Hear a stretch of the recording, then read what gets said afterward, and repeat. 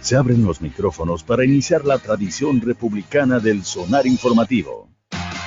Comienza el Jueves de Mayol. Don Alberto Mayol, muy buenos días, ¿cómo está usted? Muy buenos días, ¿cómo están ustedes? ¿Qué tal, Rafa? Todavía mirando lo que pasó ayer y las consecuencias que esto va a tener de aquí en más. ¿Cómo la viste? Bueno, fue muy intenso el resultado de la votación. Una votación, a ver, digamos que hay varias condicionantes que son importantes, muchas son, como en estas cosas suele ocurrir, están siempre en el límite y depende mucho del azar, que siempre es una dependencia desagradable para decisiones tan importantes. Pero lo primero que hay que decir es que hay dos oportunidades en que el gobierno se ha puesto una condición a sí mismo para hacer las cosas. Esto es bien delicado en política porque uno muchas veces se pone condiciones a sí mismo, y esto pasa mucho, que se pone a uno mismo condiciones porque le parece que es lo más responsable, porque le parece que es lo más atendible, por distintas razones, pero en rigor te estás poniendo condiciones a ti mismo para poder gobernar. La primera vez que se puso una condición fue señalando la importancia del plebiscito constitucional del 4 de septiembre del año pasado como una instancia en la cual se dirimía la ruta que el gobierno iba a tener. Y por tanto ponía las fichas en que el apruebo iba a significar, iba a implicar, iba a permitir entonces un inicio formal del programa de gobierno de Gabriel Boric. Y resulta que se rechazó. Entonces esa condición no se cumplió y resultó bastante problemático. Luego, en un acto que más bien pensaba probablemente ser, con ese acto ser grato a la derecha, estableció una condición para iniciar los procesos de grandes transformaciones en derechos sociales fundamentalmente, y era: no se comienza si esto no está financiado. Es decir, hay una reforma tributaria en origen, que es la que va a determinar el monto que se va a poder recaudar, y a partir de ese monto entonces se van a tomar las decisiones correspondientes. Ustedes me dirán, no solamente es algo que puede ser grato para la derecha, es bastante lógico que uno diga, no voy a hacer cosas si no tengo la plata, pero desgraciadamente o felizmente, como sea, la política y los gobiernos, la política de Estado y el acto de gobernar normalmente no se comporta muy parecido a una casa, y por lo pronto eso te debilita, esa condición que te pusiste te debilita porque estás diciendo que tu programa de gobierno depende de la venia de terceros, a menos que tú tengas los votos. Y en este caso hubo una especie de imaginación de que habían los votos, porque se asumió que, dado el triunfo que se había obtenido para la presidencia de la Cámara con Vlado Milosevic, se asumió que esa misma estructura de votos se podía reiterar, cosa que resultó siendo falsa, y entonces situó al gobierno en un escenario de altísima dificultad para lo que viene. Claro, pero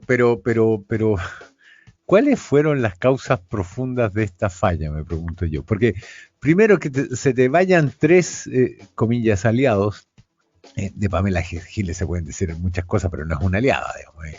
Es básicamente una oportunista política que lo ha hecho súper bien, y que ayer le cobró cuentas a varios: a Carol Cariola por lo del sexto retiro, a Marcel, al oficialismo por la bajada de su candidato favorito, que ha ido como 3 veces y ha perdido su pareja.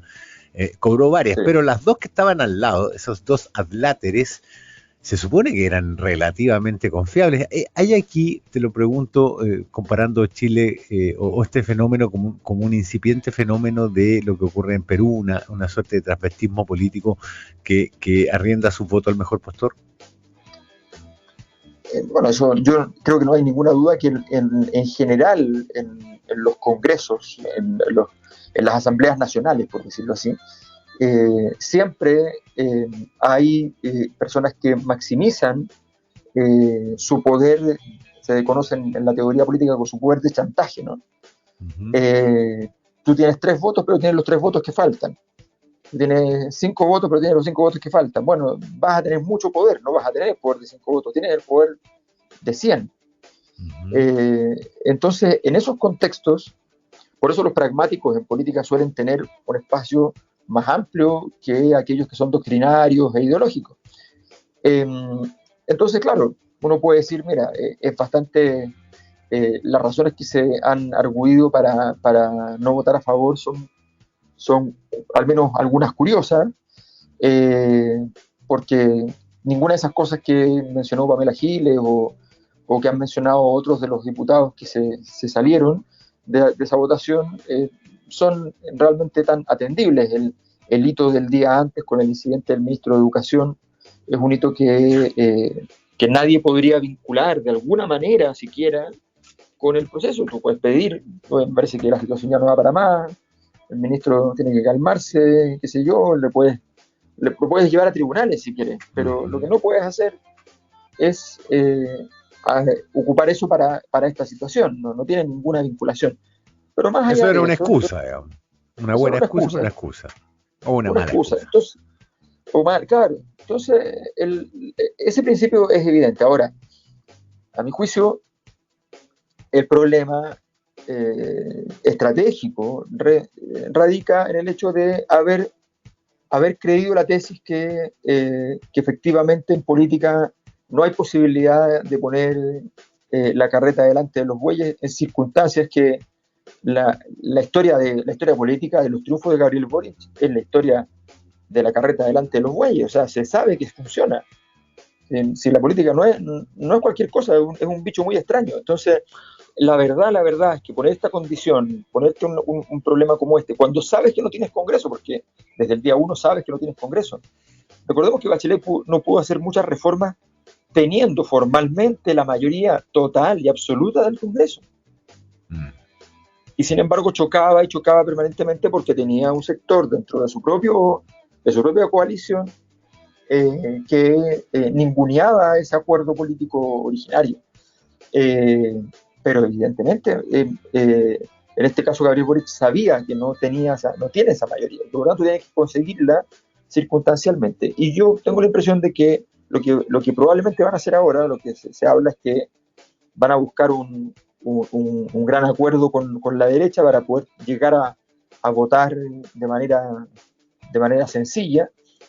Yo creo que eso, de hecho, si no recuerdo mal, hace un par de semanas atrás lo dije acá en Sonar. A mí me ha parecido siempre que lo más inteligente es gastar tiempo de negociación al principio, llegar a un acuerdo macro y que un día, una semana, tú agendes 3, 4, 5 reformas porque ya están los votos, está establecido el acuerdo. Y eso significa fundamentalmente, porque hay una consecuencia que es evidente. Ese podría ser el plan B de Marcel. Ese podría ser el plan B. Lo que pasa es que, claro, a mi juicio eso idealmente habría sido el plan A. ¿Cuál es la condición que te va a poner la derecha? La condición que te va a poner la derecha es que no te puedes llevar el triunfo solo. Y tú tienes que diseñar un mecanismo en el cual elegantemente, efectivamente, puedas hacer un triunfo del sistema político. Sí, pero también eso significa dejar fuera algunos elementos como andar coqueteando con la tasa Tobin. No, claro. O sea, el impuesto a los super ricos, digamos, eso se cae. Sí. Y el 6% todo a cuentas individuales en lugar de 4 y 2, digamos. Claro, lo que pasa es que cuando tú declaras la guerra, se declara la guerra. Entonces, cuando tú dices el impuesto a los super ricos, ok, si lo vas a hacer, hazlo, pero no lo puedes hacer sotto voce, no lo puedes hacer a media luz. Tienes que ir y decir, mire, usted,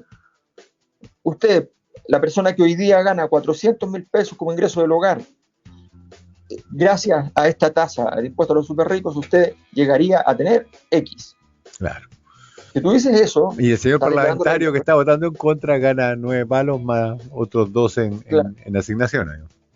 Exacto. Entonces tú vas y le dices, ese es tu discurso. Entonces aquí hay una situación en la cual vamos a poder crear una igualdad, porque miren lo que va a pasar. A esta persona le va a afectar en X, a este súper rico le va a afectar en X, y en cambio a usted, a cada uno de los ciudadanos comunes y corrientes del país, le va a subir su calidad de vida en un 5, en un 6%, en un 10%, en fin. Bueno, eso es declarar la guerra, pero con armas. Tienes el arma, estás usando el arma. Pero no puedes declarar la guerra y decir, mira, estoy pensando en un impuesto a los súper ricos, ¿qué te parece? Bueno, me parece pésimo. Sí. Da la casualidad de que yo soy súper rico y me parece... ¿Qué querés que me parezca? Oye, Alberto, que me parezca. Perdona que te interrumpa, pero Sí.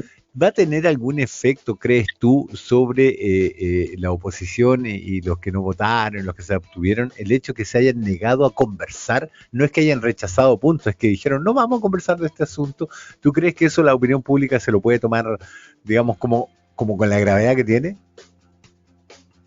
A ver, esto le pasa a todos los gobiernos, ¿eh? En general, el juicio es al gobierno cuando no puede hacer algo. Yeah. Eso es lo más habitual. Lograr empujar, llevar el asunto hacia afuera. Pero acuérdate de Vidal, saliendo de la Sí. votación, diciendo ahora lo que pasa es que los hijos de las niñas ricas pueden comprar los anticonceptivos en cualquier farmacia y los hijos de las niñas pobres no los pueden recibir. Los hijos de las niñas hijos de pobres. Y con eso dio vuelta completamente el paradigma. Claro, exactamente. Ahora, pero eso requiere justamente una fortaleza, un relato muy claro y una situación que sea muy, muy, muy evidente. Ser capaz, los temas económicos en general son medios incomprensibles y en este caso se está aprobando una reforma tributaria que es para cosas concretas que vienen después, que hay que aprobarlas también. Entonces, si tú la apruebas al día siguiente, a las personas no les pasa nada todavía. O sea, el argumento en el que tendría que martillar es la PGU, aumento de la pensión garantizada universal, se fue al carajo por culpa de los que votaron en contra. Ese es como el argumento, y que es el que están usando más, diría yo. Sí, pero hay que ser muy claro en decir el aumento de la PGU, que es una política pública establecida por el gobierno anterior, por el gobierno de la coalición de ellos, ¿ya? Que nació, no como nosotros estábamos intentando hacerlo, que nació entonces dependiendo de reformas posteriores para ser financiada, ¿ya? Resulta que fue en la práctica botada a la basura, o al menos postergada de manera indefinida por la acción que hicieron los mismos parlamentarios de derecha con tal de propinar un golpe al gobierno. Ese tipo de cosas podría funcionar, pero lo que pasa es que, a ver, el gobierno está en una condición, venía justo mejorando, ¿me entiendes? Y eso es muy complicado internamente también cuando tú sientes que llevas 2 semanitas, 3 semanitas buenas y de repente se te vuelve a enredar con algo que tú considerabas inesperado y que en realidad no debía ser considerado inesperado, que tenía alguna probabilidad. Yo creo, y el problema es que tú después te vas a querer ir a sentar en la buena onda, así como ya. Nuevamente, viene el problema de entonces, si tú declaras la guerra y asumes que vas a tener un escenario muy crispado por mucho rato, pero el gobierno estaba intentando evitar ese escenario. Entonces, lo que no puede pasar es tener discursos que son contradictorios entre sí en términos de clima. Y a mí me parece que esto, en rigor, es contradictorio. O sea, que esto si van a ir a criticar fuertemente a la oposición, esa crítica es legítima, pero el problema que tienen es que al mismo tiempo dicen ahora nos vamos a sentar a negociar y vamos a ver cómo. Entonces, se hace inviable. O estableces una estrategia que declaras la guerra un mes, das por votado todo, esto se queda pendiente, nosotros vamos a ver cómo lo hacemos, ¿ya? Mientras tanto tomo 6, 7 medidas administrativas que no requieran muchas modificaciones, no requieran pasar por el Congreso, que permiten hacer cosas que sean interesantes, y a partir de eso, ahora, esto sí va a solidificar en todo caso probablemente al votante Boric más duro, le va a dar nuevos aires, nuevas ínfulas, porque se establece un conflicto claro con los rivales. Pero para el público masivo, para la gente que define las elecciones, es complejo. Claro, absolutamente. Bueno, queda por evolucionar todavía. Alberto Mayol, nuestro Alberto Mayol, sociólogo y analista político para el caso. Muchísimas gracias por este contacto y vamos a seguir hablando de esto, me parece que un muy buen rato. Muchas gracias, Alberto, buen día. Gracias, Rafa. Chao.